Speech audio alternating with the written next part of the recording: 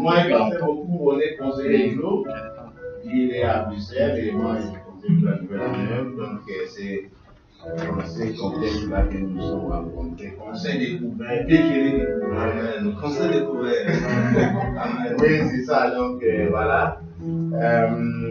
Pasteur Bokoum va nous parler d'un sujet très sensible, un sujet très important dans nos églises, la délivrance. C'est vrai, ça fait couler beaucoup d'encre. Il a même fait qu'on fait de la délivrance d'une sorte de magie. Donc voilà, il va nous parler des différents aspects de la délivrance. C'est vrai, c'est un sujet qui est vaste et qui va terminer aujourd'hui. Après, il va continuer. Donc, Pasteur Bokoum et Maria Maman Laura, qui est là. Elle va venir. Oui, avec, ils sont là avec leur fille Déborah. Voilà, Déborah. Il est mieux placé pour nous présenter toute sa famille. Donc, je te laisse un petit moment de présenter la famille. Après, on va parler de la part christienne. Est-ce que nous pouvons encore une fois écouter la famille?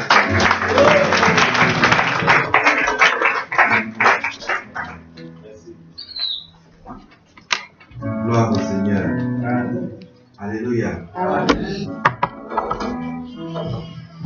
La fois passée, nous étions ici donc avec mon épouse, pasteur Laura, et nous avons beaucoup été émerveillés, nous le sommes encore, de votre assemblée, de l'amour du Seigneur qui se dégage au milieu de vous, aussi de la consécration, l'adoration. Merci ma fille. Dieu te bénisse et toute la chorale. Amen. Amen. C'est vraiment vous qui nous amenez au sommet. Alléluia. Dans l'adoration, dans la prière, dans la louange. Et ça nous a beaucoup fait du bien. On se sent là. Alléluia. D'être ici avec vous. Nous sommes donc avec mon épouse dans le Seigneur. Nous le servons ensemble depuis une trentaine d'années. Nous avons deux grandes filles, Déborah et Esther. Esther n'est pas là aujourd'hui, mais ce jour, elle viendra aussi vous faire le bonjour. Mon épouse est d'origine italienne, sicilienne plus précisément. Ne me demandez pas s'il y a un couteau à chaque coin de la maison. Non, ça va, quand même. Donc, nous sommes dans la joie d'être avec vous. Amen. Amen. Comme l'homme de Dieu le disait, le sujet de la délivrance est un sujet qu'on trouve dans la plupart des milieux chrétiens aujourd'hui. Il y a peut-être 20 ans, 30 ans d'ici, ce n'était pas vraiment le cas. Mais aujourd'hui, on peut dire que tous les milieux confondus parlent d'une manière ou d'une autre de la délivrance. Je pousserais même jusqu'à dire tous les milieux dits chrétiens, parce qu'on trouve aussi une certaine forme de délivrance au milieu du catholicisme, par exemple. Vous ne le savez peut-être pas, mais il y a ce qu'on appelle des prêtres exorcistes. Oui, ça existe, même au XXIe siècle, ça existe, des prêtres exorcistes. Donc, je pense qu'il faut aussi être pas ignorant, mais ne pas faire attention pour ne pas réaliser que le monde ici est aussi un monde qui parle beaucoup du diable. On n'a jamais autant parlé du diable, des pouvoirs diaboliques, des pouvoirs magiques qu'aujourd'hui. À l'approche du 3e millénaire, certains disaient, dans le monde même des médias, le 3e millénaire sera spirituel ou ne le sera pas. Ça donnait déjà le temps. Et aujourd'hui, vous ouvrez la télévision avec les enfants, vous voyez des dessins animés. Aujourd'hui, beaucoup d'hommes et de femmes risquent leur vie dans la rue avec leur smartphone pour aller chercher, attraper des créatures bizarres. Vous savez que Pokémon, c'est une contraction de Pocket Monsters, quelque chose comme ça. Monstre de poche, pour le traduire en français.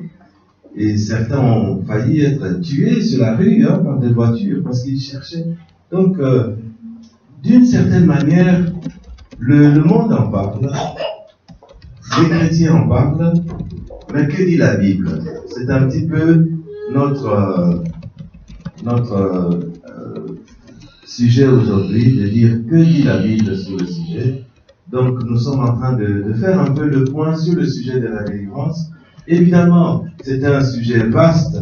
En peu de minutes, nous ne pouvons pas aborder tous les aspects, mais nous allons au moins aller à l'essentiel pour que chacun puisse continuer la réflexion Bible en main et travailler aussi sur le sujet. Je suis sûr que dans chacun des milieux, chacune des églises, il y a des hommes et des femmes qui veulent, le frère le disait dans sa prière, pratiquer la parole de Dieu. Et certains se demandent, quand ils sont en face d'une manifestation démoniaque, que faire? Donc c'est intéressant d'écouter aujourd'hui, de partager ensemble la parole de Dieu. Nous allons prendre un texte qui nous introduit très bien sur le sujet, dans le livre de Luc, l'évangile de Luc au chapitre 13. L'évangile de Luc au chapitre 13. C'est l'histoire de la femme courbée. Luc, chapitre 13, versets 10 à 17.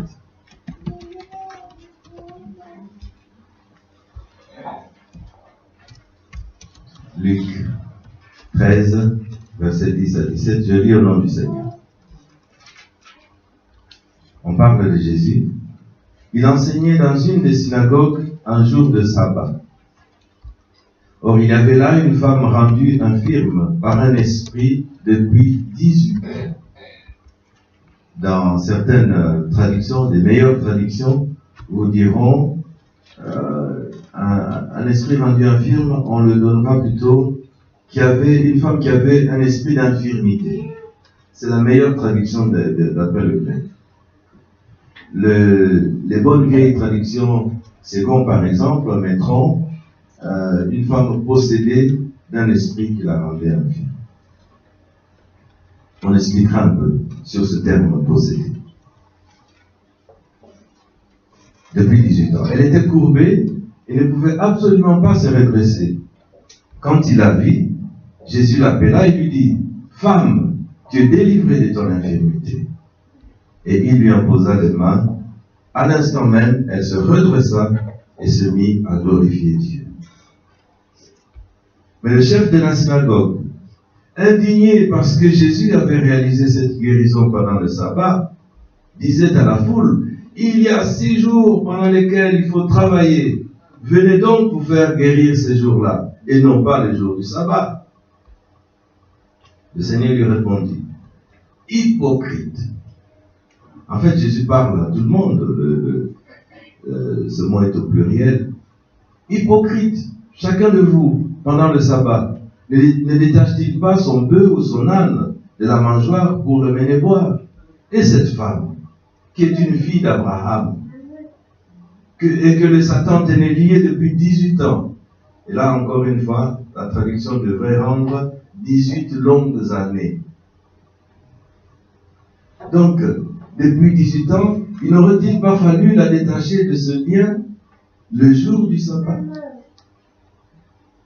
Tandis qu'il disait tout cela, tous ses adversaires étaient pris de honte, et toute la foule se réjouissait de toutes les choses glorieuses qu'il faisait. Amen. Amen. Dans ce texte qui nous met au cœur des symboles juifs les plus importants, les symboles de l'identité juive, notamment le Shabbat et la synagogue, on va juste dire que parmi les symboles de l'identité juive, on trouve ces deux-là même encore aujourd'hui, le Shabbat et la synagogue. Eh bien, au milieu de tout cela, on trouve aussi Abraham. Il nous manque David, mais David est là présent au travers de Jésus-Christ. Il est le descendant de David. Amen. Et dans la parole de Dieu, lorsque vous rencontrez David, vous rencontrez Abraham, que ce soit dans le Nouveau ou dans l'Ancien Testament, cela nous fait référence à deux choses importantes pour la vie chrétienne, pour nous aujourd'hui et pour Israël, bien entendu. Abraham nous parle de l'alliance avec Dieu. Et notre vie, notre marche avec le Seigneur va toujours aller sur ces deux aspects de la vie avec Dieu. L'alliance. Jésus est mort pour nos péchés. Amen. Et de temps à autre, nous nous souvenons dans l'église avec la Sainte Seine. Alléluia. L'alliance. Et David, le règne. Jésus nous enseigne sur le royaume de Dieu et nous invite à rester dans le royaume de Dieu, soumis au règne de Dieu. Alléluia. Et au cas où quelqu'un l'aurait oublié, nous sommes dans un royaume. Nous avons quitté le royaume du monde pour entrer dans le royaume de Dieu. Nous sommes soumis aux lois de Dieu. Que de temps en temps nous puissions réfléchir sur ce sujet. Donc, à Abraham et David. Alors, au milieu de tout cela, dans la synagogue, réalité qui n'existe pas dans l'Ancienne Alliance, mais qu'on trouve dans le Nouveau Testament, la synagogue, eh bien, c'est une des conséquences de l'exil. Lorsque le peuple est en exil, en déportation en Babylonie, eh bien, le temple n'existe plus. Le peuple va maintenant se retrouver dans des endroits qu'on appelle en grec synagogues, un endroit où on va se retrouver pour chercher ensemble la face de Dieu. Il y a beaucoup de choses à dire, mais nous avançons juste pour expliquer un peu ça. Alors, dans cette synagogue, il y avait bien sûr une place pour les hommes et une place pour les femmes. Les hommes et les femmes n'étaient pas mélangés. Ce matin, nous ne sommes pas une synagogue, loin de là. Les hommes et les femmes sont assis côte à côte. Dans une synagogue, même aujourd'hui, ce n'est pas possible. Alléluia. Mais malgré tout, malgré là où la femme était, Jésus la voit. Et le Seigneur nous voit, quelle que soit notre situation, quel que soit l'endroit où nous nous trouvons. Il voit notre situation. Il dit à cette femme, femme, tu es délivrée. On peut aussi traduire, tu as été délivrée. C'est-à-dire que l'action du Seigneur est déjà réalisée dans le spirituel. Au moment où Jésus prononce la délivrance de cette femme, c'est déjà réalisé. Donc on peut traduire, vous pouvez faire cette recherche-là, vous le rencontrerez. On peut traduire aussi, femme, tu as été délivrée de ton infirmité. Alléluia. Et lorsque le chef de la synagogue, parce que dans chaque synagogue il y a un chef, et la synagogue c'est plus qu'un lieu religieux, c'est un lieu culturel, c'est un tribunal, de tout temps ça a été comme ça. Vous savez que du temps de Jésus, on pouvait corriger les gens, les frapper dans une synagogue. Et oui, c'était ça aussi, un tribunal, une école dans la diaspora juive. Lorsque le peuple se retrouve au travers de la synagogue, eh bien, ils ont aussi des écoles juives. En tout cas, c'était dans le temps. Maintenant, ils ont des écoles comme on peut trouver dans chaque ville. Alléluia. Le chef de la synagogue va s'énerver. Voilà une autre tradition, je le disais tout à l'heure, le Shabbat. C'est une encre très très forte, culturelle, de l'identité juive, le Shabbat. Et l'homme, il ne voit même pas le bienfait qui est fait à cette femme. Le chef de la synagogue va s'énerver, il dit non, vous ne pouvez pas vous faire guérir, venir comme ça les jours du Shabbat. Alléluia. Alors Jésus va lui parler. Et cette femme qui est aussi une fille d'Abraham. Cette femme n'est pas n'importe qui. Mais elle n'est pas fille d'Abraham à cause de sa biologie, de son ADN, de ce qu'elle a reçu de ses ancêtres, biologiquement parlant. Elle est surtout fille d'Abraham par la foi. Car Abraham, nous l'appelons, d'après la parole de Dieu, le père de la foi. Abraham veut dire le père de multitudes. Amen. Pourquoi je dis cela? Parce que, en effet, Jésus, c'est comme si vous entrez dans un auditoire, vous prenez une étudiante qui est là, vous dites à tout le monde, ben celle-ci c'est aussi une étudiante. Mais forcément, ce sont tous des étudiants qui sont là dans l'auditoire. Amen. Mais en disant cela, Jésus veut cibler quelque chose d'important concernant cette femme. Non seulement biologiquement, elle est une descendante d'Abraham, mais aussi c'est une femme de foi. Et on va voir le caractère de cette femme. Une fois guérie, elle va se redresser. Elle se met à louer le Seigneur. Elle a un comportement qui nous fait penser véritablement à une femme de foi.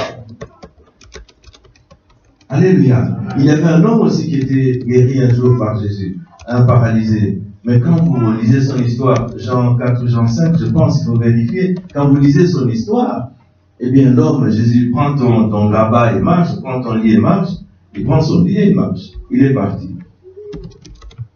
On ne le voit pas manifester comme cette femme. Alléluia.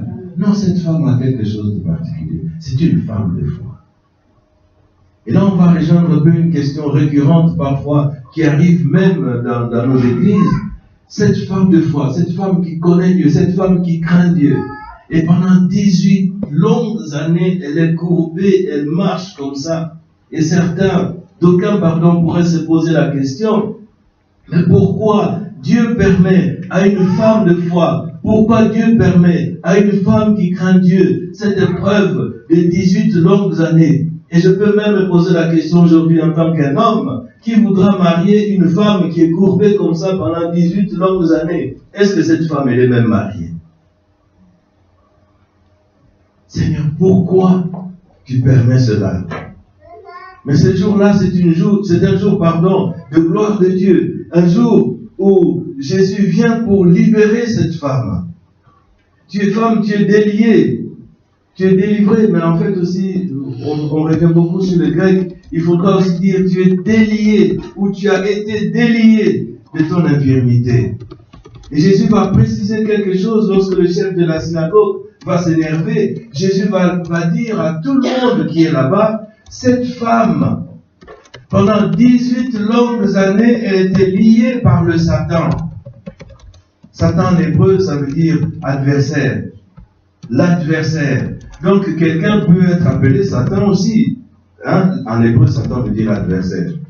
Un adversaire, n'importe qui, un homme ou un esprit, on peut l'appeler Satan, le Satan, l'adversaire. A lié cette femme pendant 18 longues années. Et Jésus dit, ne fallait-il pas délivrer cette femme justement le jour du Shabbat? C'est un jour où l'être humain est consacré à Dieu. Et lorsque les gens interrogent Jésus sur le Shabbat, Jésus va leur dire, le Shabbat a été fait pour l'homme, et non pas l'homme pour le Shabbat. C'est un jour que tu consacres à Dieu. J'ai appris une bonne nouvelle il y a longtemps déjà concernant un de mes frères à Kinshasa. Eh bien, on m'a dit que, je l'ai vu une fois sur place, c'est un homme, le dimanche, il ne faut jamais aller chez lui. De toute façon, tu ne le trouveras pas. Le jour du Seigneur est consacré. C'est un homme qui est parmi les anciens dans l'église. Il va visiter les gens, avec sa femme, ils vont visiter les malades, ils vont prier pour les gens. Un jour consacré pour le Seigneur. Alléluia. Alléluia. Alors Jésus va dire, cette femme était liée 18 longues années. 18 longues années, mes frères et sœurs. Et cela nous amène bien sûr à une question. Comment le démon, le diable, l'adversaire, le Satan, comment se fait-il qu'il peut arriver dans la vie de quelqu'un? Est-ce que tout le monde peut être, et là je prends le terme usuel, est-ce que tout le monde peut être possédé? Alors justement, je m'arrête sur ce thème. Lorsque nous parlons de délivrance, la Bible parle de délivrance. La Bible ne parle pas d'exorcisme. Il y a des exorcistes juifs, Actes des Apôtres, vous rencontrerez cela. Mais la Bible parle de délivrance. Nous, peuple de Dieu, nous pratiquons la délivrance. Nous ne pratiquons pas l'exorcisme. L'exorcisme, c'est chasser les démons, moyennant ou en utilisant des formules. Les prêtres exorcistes, par exemple, ils ont des formules catholiques toutes faites et ils utilisent ces formules-là pour chasser les mauvais esprits. Il y a très très longtemps, Nous avons vu un reportage de la télévision. Il était question, c'était en Suisse. Il y a un prêtre exorciste qui était en train avec son groupe, de chasser un démon qui se manifestait dans la vie de quelqu'un. Donc on l'a amené à l'église. Et voilà, il prend sa liste de sa formule religieuse. Il a commencé au nom de tel saint, sort au nom de tel saint, sort au nom de celui-là, sort encore au nom de celui-ci. Donc toute la liste. Et les démons, ils bougeaient tranquillement, il était là. C'est comme si vous voyez le visage de la personne qui était en manifestation. Merci beaucoup. C'est comme si les démons étaient en train de dire cause toujours. Voyez-vous? Mais lorsque, à la fin de sa liste, enfin, le prêtre va arriver, sort au nom de Jésus de Nazareth, là, il se passe quelque chose. Voyez-vous? Nous pratiquons la délivrance, non pas l'exorcisme. Amen. Et c'est biblique. La délivrance, elle est biblique. Jésus, quand il envoie ses disciples, il dit, voici les miracles. Marc 16. Voici les miracles qui accompagneront. J'espère que dans ton programme, tu as la Bible. Tu peux regarder que Dieu te bénisse, mon fils. Amen. Ça, c'est la technique. Les jeunes, aidez-nous. Pratiquez la technique dans votre assemblée. Amen. Amenez la parole de Dieu loin. L'Internet, homme de Dieu. Un jour dans cette assemblée, peut-être ça se fait déjà. Mais je le dis au nom du Seigneur. On va faire des cultes en live. Amen. Et les gens vont vous regarder depuis l'Australie. Amen. Gloire au Seigneur. Amen. Jésus dit dans Marc 16, voici les miracles qui accompagneront ceux qui auront cru. En mon nom, dit Jésus. Et il commence par, ils chasseront les démons. Amen. Jésus n'a pas dit, voici les miracles qui accompagneront les pasteurs. Amen. Amen. Amen. Il a dit, voici les miracles qui accompagneront ceux qui auront cru. C'est-à-dire toi aussi, enfant de Dieu. Et à la fin de ce message, je prierai pour tous ceux qui désirent. À partir d'ici, je prierai, je demanderai le discernement, je demanderai que Dieu revête d'autorité tous ceux qui désirent un jour pratiquer la délivrance. Amen. C'est quelque chose qui vous appartient, c'est à vous. Jésus vous l'a donné. Amen. On va encore y arriver dans un instant. Jésus dit, je vous ai donné le pouvoir. Tu l'as, c'est en toi, bien-aimé. Alléluia. Voici les miracles qui accompagneront ceux qui auront cru. En mon nom, ils chasseront des démons. La délivrance, elle est biblique. Jésus nous a ordonné de la pratiquer. Alors, pasteur, quelqu'un pourrait me demander, comment alors les démons arrivent dans la vie de quelqu'un? Éphésiens 4, verset 27, je vous cite les passages, vous regarderez, vous me permettez ainsi de gagner un peu plus de temps. Éphésiens 4, verset 27 nous dit qu'il ne faut pas donner accès au diable. Ça, c'est un verset clé au niveau de la délivrance, au niveau de cette question, pour répondre à cette question, comment les démons arrivent dans la vie de quelqu'un. Il est question de donner accès.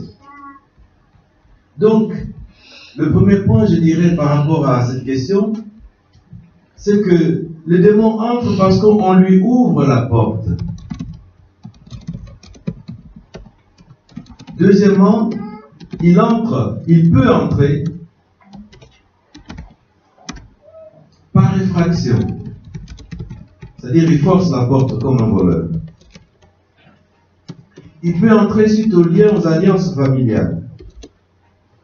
Voilà les quelques possibilités qu'on peut saisir pour répondre à cette question, comment les démons arrivent dans la vie de quelqu'un. Répondons aussi tout de suite à la question de la possession. Est-ce que dans tous les cas, il y a possession? Lorsque nous regardons cette femme, cette fille d'Abraham, nous ne voyons pas de possession. La possession, c'est une domination totale du diable ou du démon sur la personne. C'est-à-dire que le diable ou le démon a un contrôle total sur la personne. alors qu'il ne se passe rien à la place de Louvain-la-Neuve, le démon peut dire ou pousser, impulser dans le cœur de quelqu'un. À 2h du matin, 4h du matin, tu te lèves, tu vas toute nue et tu vas t'asseoir à la place de Louvain-la-Neuve. La personne possédée, si elle est vraiment possédée, va se lever, été ou hiver, 2h, 4h du matin, va aller s'asseoir à la place de Louvain-la-Neuve à 2h, 4h du matin, toute nue. Cette personne-là, elle est possédée. Elle n'a plus toute sa tête. Elle n'a plus son intelligence. Elle n'a plus le contrôle sur sa vie. Quelqu'un me suit ce matin? Alléluia. Alors, qu'est-ce qui se passe? Et là, par exemple, c'est Luc 8, vous connaissez l'histoire du possédé de Gadara, c'est lui qui a la légion.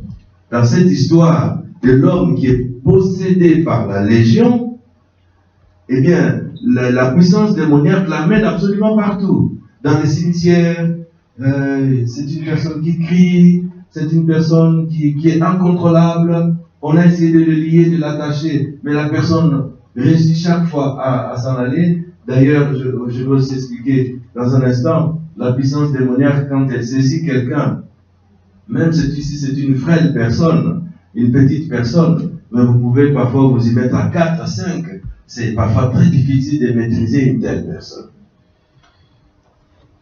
J'ai vu parfois des délivrances où c'était un petit bout de femme, mais il faut que des grands hommes baraqués se mettent à 3 ou à 4 pour la maîtriser. Donc, le possédé de Gadara, il est vraiment possédé par la Légion. Mais cette femme n'est pas possédée. Et là, le monde évangélique, qui pratique la délivrance depuis plusieurs années maintenant, a inventé un mot. Et ce mot, c'est démoniser. Ça vient un peu du grec aussi, démonisomai. C'est-à-dire que dans la vie de cette personne, dans une partie de sa vie, il y a un démon quelque part. Il y a un lien démoniaque quelque part. Il y a une influence démoniaque quelque part. Vous savez très bien que la vie humaine est compartimentée. Nous sommes esprit, âme et corps. Et même à l'intérieur du corps, nous avons des compartiments, beaucoup de compartiments. Donc cela nous permet de comprendre la réalité de la démonisation. Dans la vie de la personne, il y a une influence démoniaque, il y a un lien démoniaque, il y a une présence démoniaque. Ainsi, vous pouvez trouver par exemple des universitaires. Vous pouvez trouver des grandes personnes avec bardées des diplômes, comme on dit. Mais le samedi matin, vont au cimetière pour rendre un culte aux ancêtres. Vous dites, mais est-ce qu'il y a quelque chose de logique et de normal là-dedans? Non, il n'y a rien de logique ni de normal. Oui, c'est un universitaire. Oui, c'est un docteur. Oui, c'est un expert. Oui, il est tout cela. Mais dans une partie de sa vie, il a une croyance qui est influencée par le monde démoniaque. Il y a longtemps, avec mon épouse, nous œuvrons pour le Seigneur dans le domaine depuis longtemps. Eh bien, il y a une dame qui est venue nous voir parce que sa vie de couple devenait vraiment très très difficile. Et elle raconte que son mari, qui est un monsieur métis,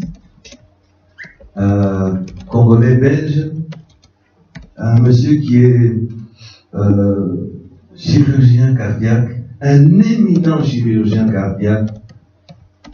Je ne vais pas citer l'hôpital puisqu'on écrit et ça risque d'être un peu délicat. Un éminent chirurgien cardiaque, et la femme raconte que un jour elle rentre à la maison, elle a trouvé le reste d'une séance vaudou qui était pratiquée. Le coq avait été tué, le sang du coq avait été répandu, le lit conjugal était brisé en deux, les meubles de la maison étaient bousculés. Il y a eu manifestement dans ces lieux une séance de vaudou qui était pratiquée. Un éminent chirurgien cardiaque Et ces personnes tiennent la vie des gens dans leurs mains. C'est pourquoi on vous dit, chrétiens, quand vous allez dans l'hôpital, lorsque vous êtes visité par des hommes et des femmes, des experts dans la santé, lorsque vous êtes hospitalisé, priez toujours le Seigneur. Vous ne savez pas qui a dormi sur ce lit-là avant vous. Peut-être même qu'il y a eu un mort sur ce lit-là au moment où vous arrivez. Amen. Ils sont obligés d'accueillir et de soigner tout le monde. Et parfois, il peut y avoir des morts. Il y a toutes sortes de personnes. Mon épouse était hospitalisée pour un souci cardiaque il y a longtemps déjà. Et pendant qu'elle est à l'hôpital, elle voit tout un défilé. Et je travaillais dans ce service-là. Je suis infirmier de formation, comme je me suis présenté la fois passée. Eh bien, on l'a hospitalisée dans le service de médecine interne où je travaillais. Au moment où elle est là, elle voit défiler pendant la nuit des infirmières qui vont dans une chambre. Elle dit, mais qu'est-ce qui se passe ici? Et elle comprend que dans cette chambre, tu as entendu le bruit? Elle a entendu les paroles. Que dans cette chambre-là, il y avait un monsieur qui était comme une sorte de voyant, lecture de main, etc., qui donnait l'avenir aux infirmières. Et les gens sont très friands de cela. Les gens sont très friands de cela. Dites-leur, lisez la parole de Dieu. Tu veux connaître ton avenir? Lis la parole de Dieu. Tu veux connaître les plans de ta vie? Lis la parole de Dieu. Dieu a mis tout ce qui te concerne dans la parole de Dieu. Amen. Alléluia. Démoniser donc, dans la vie de quelqu'un, dans une partie de sa vie, il y a une présence démoniaque sous différentes formes. Alors il peut entrer donc, lorsqu'on lui ouvre la porte, c'est pourquoi on parle des portes ouvertes.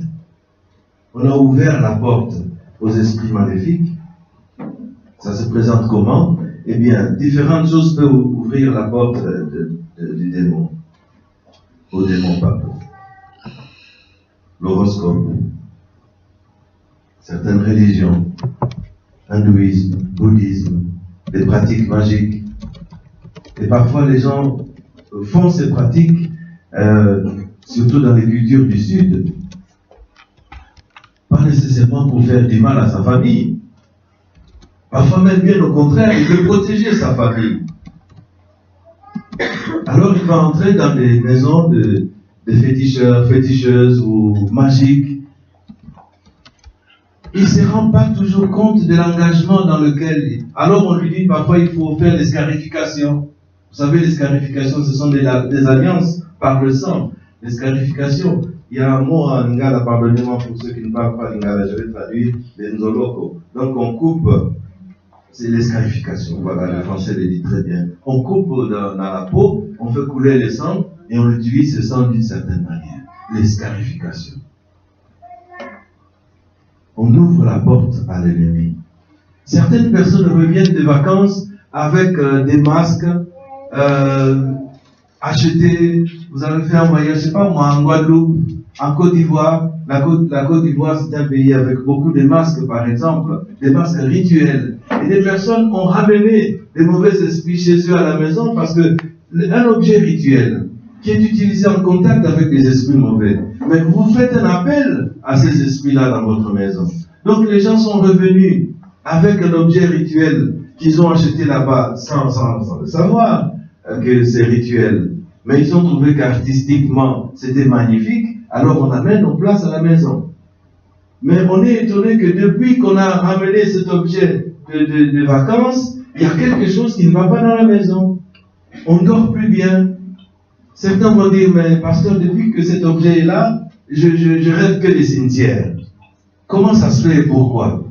Ben écoutez, faites une recherche un petit peu sur le domaine, vous allez voir. Toujours en Afrique de l'Ouest, si vous allez au Cameroun par exemple, eh bien au Cameroun, il y a des ethnies qui pratiquent la décapitation des défunts. Par exemple, chez les Bamileke, lorsque quelqu'un est mort, l'année d'après ou quelques temps après, on pratique la décapitation de ce corps, c'est-à-dire on sépare la tête du corps. Et on met la tête dans une hutte, dans une maison, pour que les personnes qui sont restées gardent un souvenir. et viennent visiter régulièrement. Et je vous dis, j'ai parlé tout à l'heure des intellectuels, mais bien sûr, ils reviennent de France, de Belgique, des États-Unis, n'importe quoi, ils vont aller s'incliner. Certains vont s'incliner devant la tombe d'un des parents disparus, mais il y en a qui vont s'incliner devant un crâne. Et le crâne, il est là, il est nettoyé, il est lavé, il est là. Et nous avons prié avec mon épouse hier pour une famille d'origine camerounaise. Pendant que nous prions, on brisait les autels. Il y avait des autels qui étaient levés. Et la maman, elle-même, elle a prononcé les autels des crânes. Si vous êtes dans la prière et vous laissez conduire par le Saint-Esprit, notre fille nous conduisait tout à l'heure dans l'adoration en parlant du Saint-Esprit, l'Esprit de Dieu va vous guider. Laissez-vous simplement guider. À un moment donné, vous trouvez en train de prier contre des situations auxquelles vous n'avez pas pensé auparavant. La maman elle-même s'élève et dit les autels de crâne. Et les Bamileke, chez eux, on pratique la décapitation. L'écriture, il y aurait beaucoup de choses à dire, mais réservons cela pour plus tard si on le souhaite. Il peut entrer par effraction, c'est-à-dire qu'il force la porte. Et certaines situations de vie de tous les jours peuvent amener à une confrontation, à un accès au diable. Ne laissez pas l'accès, Éphésiens 4. Eh bien, c'est-à-dire une porte ouverte, une brèche qui se fait, et certaines situations violentes, par exemple, au niveau des accidents. Il y a eu certains accidents de route, de voiture, qui ont fragilisé la personne d'une telle manière qu'un esprit de peur, un esprit de crainte est rentré dans la vie de la personne. C'est pourquoi on dit, et les gens ne le savent pas toujours, on le dit, lorsque vous avez fait un accident, reprenez tout de suite le volant, en général, on dit ça. Bien sûr, il faut voir comment on se situe, mais il ne faut pas trop attendre, parce qu'il y a un moment de fragilité émotionnelle, spirituelle, qui arrive. On peut parler aussi du viol. Il y a des viols. Vous savez, il n'y a pas que les femmes qui sont violées. Les hommes aussi peuvent être violés. Il y a des hommes qui ont été violés par d'autres hommes ou par des femmes. Et nous avons en mémoire le cas d'un jeune frère.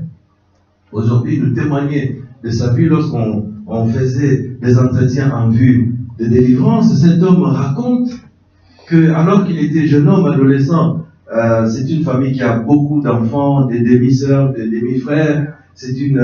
Le père dans cette famille était particulièrement prolifique au niveau de l'arrivée des enfants, un homme qui avait beaucoup de femmes et donc aussi beaucoup d'enfants. Eh bien, une de ses demi-sœurs entre dans sa chambre alors qu'il est au Congo. Un jour, il entre dans sa chambre et entre dans son lit et le prend, comme on dit souvent, il le prend sexuellement parlant.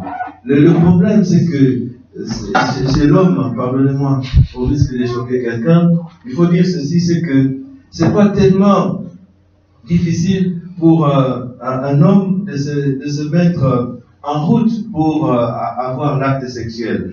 Donc, voici cette femme qui est sur lui. C'est sa demi-sœur, c'est sa sœur. Donc, moralement, la tête refuse. Mais pour le corps, c'est une femme. Donc, malheureusement, l'acte sexuel va avoir lieu parce que le corps de l'homme va réagir et cet homme se retrouvera violé par sa demi-sœur. Pourquoi je raconte cela? Parce que c'est à partir de ce moment-là qu'un esprit va entrer dans sa vie et cet homme va connaître désormais ce qu'on dit parfois des femmes de nuit. On parle de mari de nuit, on parle parfois aussi des femmes de nuit. Par effraction, il y a aussi beaucoup de choses à dire sur ce sujet. L'envoûtement peut pousser quelqu'un à recevoir malheureusement des mauvais esprits. Les liens des alliances de famille, il y a beaucoup de choses à dire sur ce sujet. Les liens des alliances de famille, eh bien, quelqu'un dans votre famille, il a une génération, 2 générations, 3 générations, a fait un pacte avec le monde des ténèbres et tout le monde paye les conséquences aujourd'hui. Cela arrive. Il y a des liens de famille. Il y a des liens de famille qui sont venus par la culture. par la manière de vivre. Et ne me dites pas qu'en Belgique, il n'y a pas de culture. Ne me dites pas qu'en Belgique, il n'y a pas de puissances maléfiques ou démoniaques. Souvent, en Europe occidentale, dans le monde occidental en général, la vie est centrée sur l'homme. Enfin, partout dans le monde entier, c'est l'homme pécheur. Mais je vais m'expliquer. La vie, elle est plus souvent anthropocentrique, centrée sur l'homme. Et c'est ainsi centré sur sa tête, sa réflexion, son raisonnement. Il y a beaucoup de choses, il va vous le nier. Oh, je fais ça, mais je n'y crois pas vraiment. Donc, il va pratiquer l'horoscope, il va aller voir le voyant, etc. On est en Belgique, mais je n'y crois pas vraiment. Mais, oh, ça c'est intéressant, je veux voir. Voilà. Lorsque le 1er janvier arrive, entre les 3 premiers jours de l'an, j'ai presque fini pour aujourd'hui. Amen. J'ai reçu le feu vert, hein? D'accord? Les 3 premiers jours de l'an, ils vont s'embrasser sous le gui. Vous savez, cette herbe, je dis bien, c'est une herbe, le gui. Un arbuste. Hein? On met sur au-dessus de la porte là, et les gens vont se faire la bise en dessous. Ou bien, il y a plein de choses qu'on pourrait dire. Dans un pays où on a détruit les enfants, l'affaire du trou, et d'autres affaires, moi je suis en colère de voir que dans ces pays-là, il existe des statues comme des mannequins-fils ou des Jeanne-et-Fils. Qui sait ce que c'est que Jeanne-et-Fils? C'est une petite fille, une sculpture d'une petite fille qui fait pipi. Dans un pays où il y a eu des problèmes de pédophilie, où régulièrement on arrête des gens pour la pédophilie. Et j'ai posé la question un jour à une psychologue. La nièce de maman Laura, elle est psychologue. Je dis, mais explique-moi, comment se fait-il que lorsqu'on montre les images pornographiques des enfants, la justice se met en route pour arrêter les personnes et on va faire des photos dans une ville comme Bruxelles ou dans d'autres endroits pour photographier les mannequins-fils et les gens de qui sont les représentations, on voit le sexe de l'enfant qui fait pipi. Comment est-ce qu'on peut comprendre cela? Elle dit, ah, peut-être parce que c'est artistique. Comme c'est artistique, c'est ce que je vous disais tout à l'heure, la tête, la réflexion, qui peut aussi être démonisée. Amen. Rapidement. Sur chaque point, on pourrait s'arrêter pendant plusieurs minutes en effet. Mais rapidement. Quels sont les démons? Que font-ils? Et la victoire de Jésus-Christ. Et nous terminerons par là. Les démons sont des créatures spirituelles inférieures. Ils sont dans l'échelle inférieure dans la hiérarchie du monde spirituel. Ça ne veut pas dire qu'ils ne sont pas puissants. Et ils sont plus en contact avec l'être humain que les autres. Il faut faire la différence entre les démons et les anges. Et je vais prendre juste un point. Les démons n'ont pas de corps spirituel, n'ont pas de corps. Ils veulent en avoir un. Il y a des exemples bibliques, on développera à l'occasion. Tandis que les anges ont un corps céleste. Et ils n'ont pas envie d'entrer dans un corps humain. D'accord? Ça, c'est une des différences. Il y a aussi d'autres différences. Mais donc, le démon, lui, il est plus près des êtres humains et il veut entrer. Il ne cherche qu'une possibilité pour entrer dans la vie de quelqu'un. Et laissez-moi dire que dans une ville universitaire comme celle-ci, vous pouvez trouver plus facilement, j'ai dit aux hommes de Dieu, femmes de Dieu, qui sont dans cette ville, qui veillaient sur cette ville, qui priaient pour cette ville. Je vous dis ceci de la part du Seigneur. Il y a ce qu'on appelle les démons recruteurs. Un démon recruteur, c'est un démon d'appel. C'est comme lorsque vous êtes à la chasse, il y a des rabatteurs. Est-ce que tout le monde me comprend ce matin? Il y a des rabatteurs, il y a des démons recruteurs. Dans les guindailles, dans les fêtes, vous entrerez par exemple dans les cafés, vous rencontrerez certaines situations, on vous dit, pour les garçons c'est payant, mais pour les filles c'est gratuit. C'est pas vrai? Dans les fêtes ici à Louvain-la-Neuve, en tout cas, c'est ce qu'on m'a raconté le parent de mes fils qui a étudié ici il y a longtemps déjà. Et il disait, mais c'est pas possible. C'est pas possible. Donc, on peut avoir une sorte... Et on fragilise ainsi la fille, vous savez. C'est pas que les gens sont gentils en disant la bière, elle est gratuite, ou c'est que tout ce que la fille peut prendre, c'est gratuit. La fille va peut-être dire, ah, c'est gentil, hein. Ils sont gentils dans ces lieux. Non, ils ne sont pas gentils. Ils sont en train de te fragiliser. Il faut que tu veilles sur ta propre vie. C'est comme ça que beaucoup de ces jeunes femmes sont retrouvées avec un médicament dans leur verre.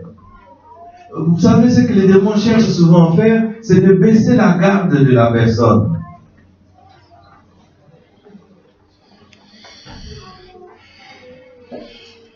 On y reviendra à l'occasion. Donc ce sont des esprits. Ils peuvent aussi faire différentes choses. Ils peuvent infliger des maladies. Nous l'avons vu avec cette femme. Ils peuvent rendre des personnes, les frapper de folie. Ils ont des doctrines. La Bible dit que dans les derniers temps, je pense que c'est dans Tite ou Timothée, il y aura des doctrines des démons. Nous y sommes. Ça veut dire que les démons prêchent. Les démons influencent les sociétés. Les démons influencent les dominateurs de ce monde.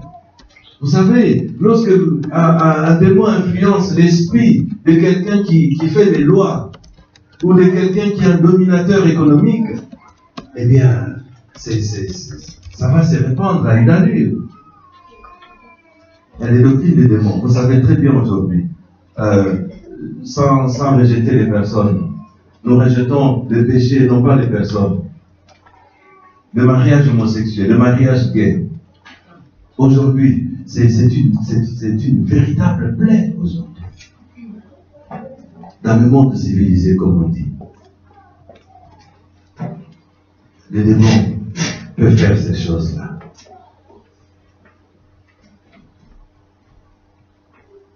Mais gloire à Dieu.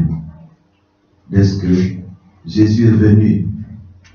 1 Jean chapitre 3 verset 8, la deuxième partie de ce verset. Jésus est venu pour détruire les œuvres du diable.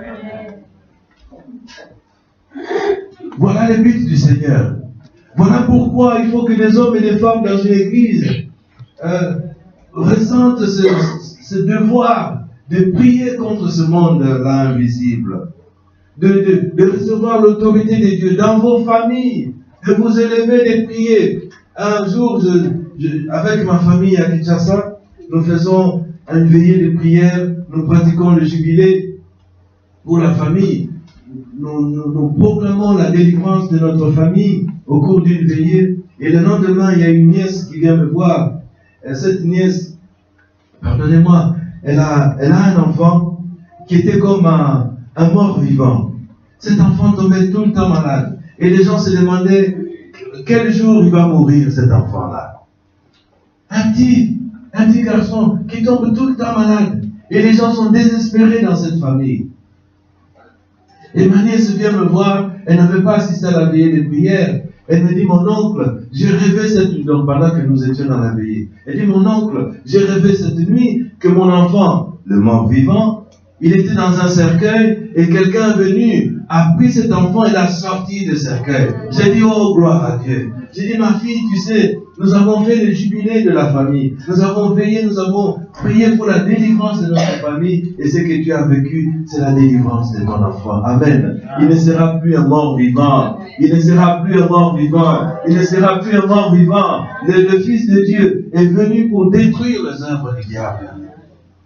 Non seulement il est venu détruire les œuvres du diable, il a encore envie de détruire aujourd'hui les œuvres du diable. Il faut le savoir, les bien-aimés. Lorsque vous avez des soucis, le monde du Sud est un monde souvent qui est sensible aux rêves, aux visions, aux songes. Et souvent les gens sont malheureux. Oh, hommes de Dieu et femmes de Dieu dans cette église. Beaucoup de vos frères et sœurs sont souvent malheureux. Ils peuvent passer une semaine, un mois, inquiets parce qu'ils ont fait un mauvais rêve. Il y a des rêves qui commencent aujourd'hui, qui se terminent 3 jours après. Une de mes sœurs, un jour m'a raconté l'auprès du Seigneur maintenant, parce qu'on a eu des problèmes de sorcellerie dans la famille. Et elle disait, elle a commencé, notre papa avait 2 femmes. Et la deuxième femme de notre papa, elle a mené la sorcellerie dans la famille. Alors, ma sœur a fait un jour un rêve, mes amis, Ça a commencé aujourd'hui, ça a terminé 3 jours après. Elle me dit, pasteur, elle a rêvé cette femme. Je ne veux pas vous raconter tout le rêve, mais en fait, l'histoire a commencé. Et puis elle s'est réveillée. Le lendemain, l'histoire reprend là où c'était terminé la veille. Elle se réveille. Et le surlendemain, l'histoire va continuer et enfin c'est terminé.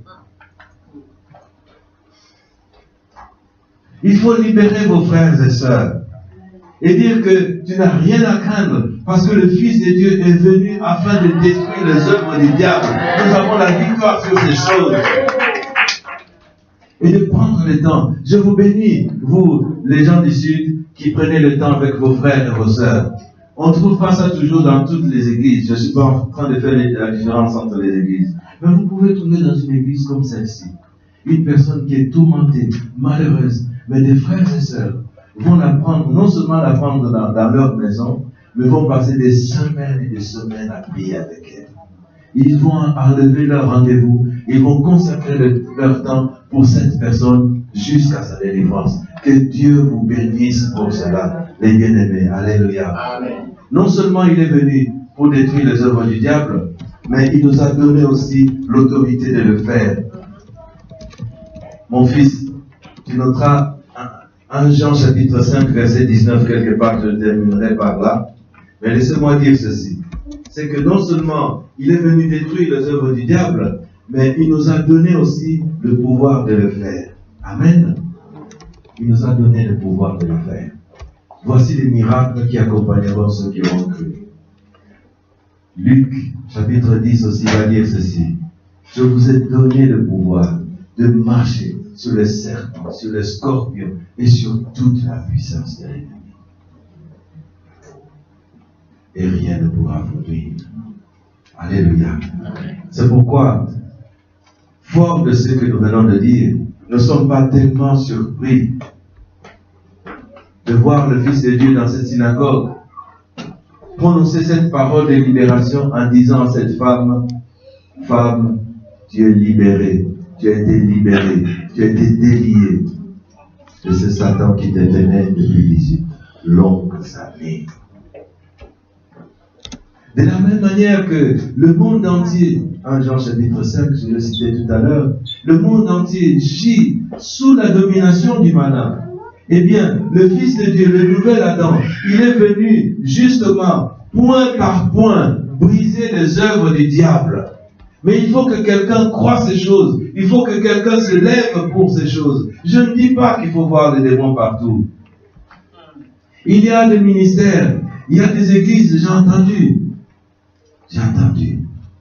Je dormais à Limité et toute la nuit. Oh, pourtant j'aime bien la prière, mes amis. Mais quand vous les entendez comme ça, toute la nuit, à tue-tête, à crier, à prier, etc. Et en plus, c'est une secte chrétienne. C'est une église vraiment qui voit les démons partout. Lorsqu'un cafard, parce qu'on est à Kinshasa, il y a des cafards. Celui qui n'aime pas les cafards, si tu dois aller à Kinshasa, prépare-toi. Les cafards, les lézards, les araignées, préparez-vous. Il n'y a pas que les blancs qui n'aiment pas les araignées ou les cafards. Il y a aussi des noirs qui n'aiment pas. Lorsque je suis arrivé, après de nombreuses années de vie en Europe, lorsque Dieu me ramène en Afrique pour la première fois, en Côte d'Ivoire, et quand j'ai revu, ne vous moquez pas de moi, mais quand j'ai revu pour la première fois un lézard, vous savez ces lézards qui font la tête comme ça.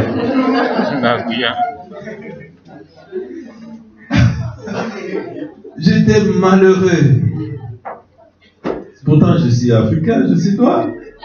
Mais j'ai grandi ici, j'ai grandi dans c'est la propriété. Un jour, un frère vient chez nous, il dit, mais pasteur, il venait de Côte d'Ivoire. Pasteur, on peut manger par terre chez vous. Ça, c'est la vie d'ici, mes bien-aimés. Alors, cette église-là, le cafard qui grimpe, le lézard. Ah, attention, c'est peut-être ton oncle qui s'est transformé en lézard.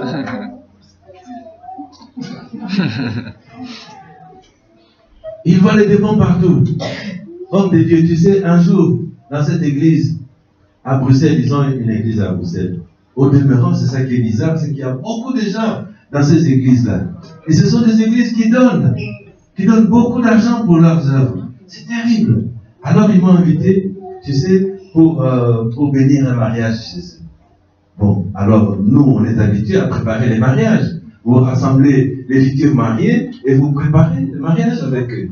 Et les voilà, un jour, je réunis les deux futurs mariés avec leurs responsables, chez leurs responsables spirituels, et nous sommes en train de préparer le mariage. Nous sommes arrivés à un endroit où, dans les engagements, et nous citons la phrase, j'ai dit, bon, à cet endroit, lorsqu'on dira, toi mon frère, veux-tu prendre un mariage, etc., et tu devras dire oui. Je dis ça. Et puis, leur responsable spirituel, il m'interrompt presque, et il s'adresse à ces deux futurs mariés. Il dit oui, hein, parce qu'il faut faire attention. Le diable peut venir et te souffler pour dire non. Hein? Je dis comment? On a si peur du diable. Oui, il faut jeûner beaucoup. Vous devez beaucoup jeûner pour le jour de votre mariage, parce qu'on ne sait jamais que le diable peut venir souffler à ton oreille. Au lieu de dire oui, tu vas dire non.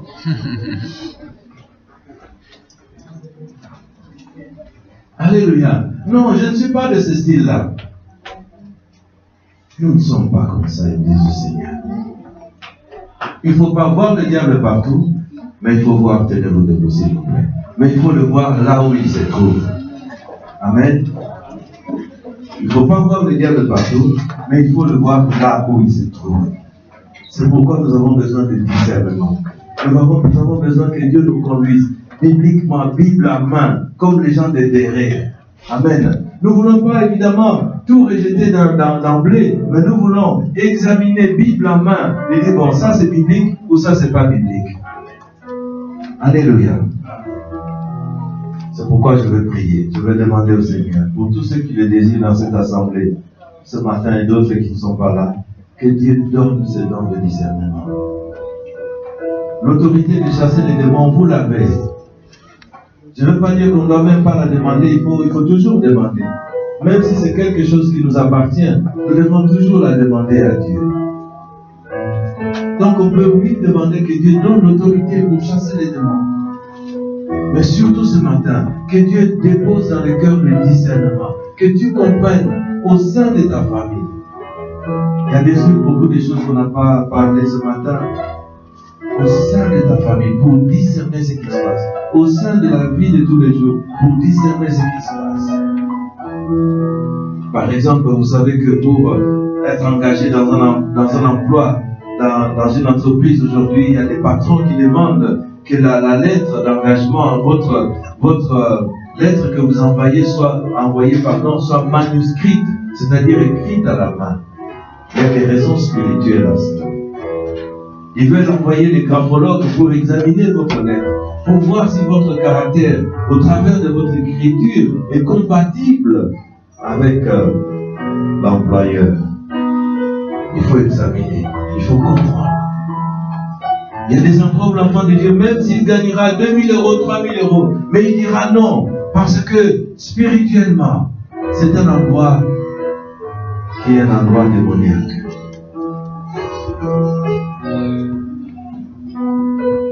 Les puissances des ténèbres s'appellent mauvais esprit, esprit impur, tout cela a une signification. Seigneur mon Dieu, je te prie, en proclamant ce matin, le bon nom de bien-aimé frères et sœurs, en proclamant ce matin que Dieu est venu pour détruire les œuvres du diable et que tu as donné cette autorité à tes enfants. Seigneur, nous prions vraiment pour que si quelqu'un avait peur de cette puissance des ténèbres, que cette peur s'en aille aujourd'hui. Tu n'as pas à avoir peur de cela. Mais que tu donnes une conviction, une autorité. Dépose cette autorité. Il y a des hommes et des femmes qui veulent vivre ta parole. Seigneur, dépose cette autorité. Tu n'es pas un Dieu de désordre. Mais lorsque les situations se présentent, quelqu'un se lève pour prendre position.